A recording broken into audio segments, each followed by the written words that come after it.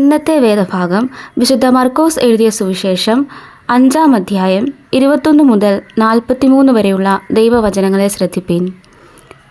യേശു വീണ്ടും പടകിൽ കയറി ഇക്കര കടന്ന് കടലരികെ ഇരിക്കുമ്പോൾ വലിയ പുരുഷാരം അവൻ്റെ അടുക്കൽ വന്നുകൂടി. പള്ളിപ്രമാണികളിൽ യായിറോസ് എന്നു പേരുള്ള ഒരുത്തൻ വന്ന് അവനെ കണ്ട് കാൽക്കൽ വീണ്, എൻ്റെ കുഞ്ഞുമകൾ അത്യാസനത്തിലിരിക്കുന്നു, അവൾ രക്ഷപ്പെട്ടു ജീവിക്കേണ്ടതിന് നീ വന്ന് അവളുടെ മേൽ കൈവയ്ക്കണമേ എന്ന് വളരെ അപേക്ഷിച്ചു. അവൻ അവനോടുകൂടെ പോയി.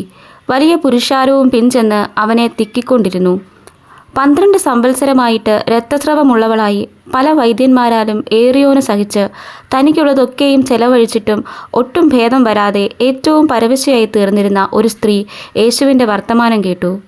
അവൻ്റെ വസ്ത്രമെങ്കിലും തൊട്ടാൽ ഞാൻ രക്ഷപ്പെടുമെന്ന് പറഞ്ഞ് പുരുഷാരത്തിൽ കൂടി പുറകിൽ വന്ന് അവൻ്റെ വസ്ത്രം തൊട്ടു. ക്ഷണത്തിൽ അവളുടെ രക്തസ്രവം നിന്നു, ബാധ മാറി, താൻ സ്വസ്ഥയായി എന്ന് അവൾ ശരീരത്തിലറിഞ്ഞു. ഉടനെ യേശു തങ്കിൽ നിന്ന് ശക്തി പുറപ്പെട്ടു എന്ന് ഉള്ളിൽ അറിഞ്ഞിട്ട് പുരുഷാരത്തിൽ തിരിഞ്ഞു. എൻ്റെ വസ്ത്രം തൊട്ടത് ആരെന്ന് ചോദിച്ചു. ശിഷ്യന്മാർ അവനോട്, പുരുഷാരം നിന്നെ തിക്കുന്നത് കണ്ടിട്ടും എന്നെ തൊട്ടതാരെന്ന് ചോദിക്കുന്നുവോ എന്ന് പറഞ്ഞു. അവനോ അത് ചെയ്തവളെ കാണുവാൻ ചുറ്റും നോക്കി. സ്ത്രീ തനിക്ക് സംഭവിച്ചതറിഞ്ഞിട്ട് ഭയപ്പെട്ടും വിറച്ചും കൊണ്ടുവന്ന് അവൻ്റെ മുമ്പിൽ വീണ് വസ്തുതയൊക്കെയും അവനോട് പറഞ്ഞു.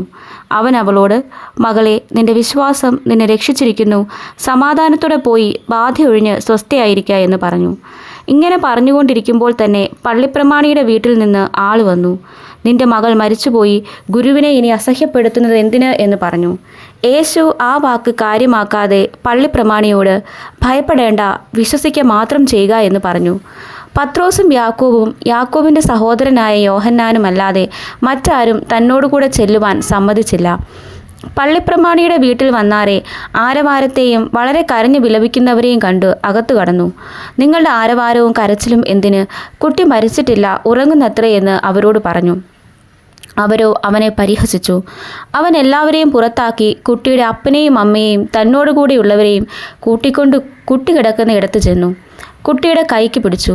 ബാലെ, എഴുന്നേൽക്ക എന്ന് നിന്നോട് കൽപ്പിക്കുന്നു എന്ന അർത്ഥത്തോടെ തലീഥ കൂമി എന്ന് അവളോട് പറഞ്ഞു. ബാല ഉടനെ എഴുന്നേറ്റ് നടന്നു.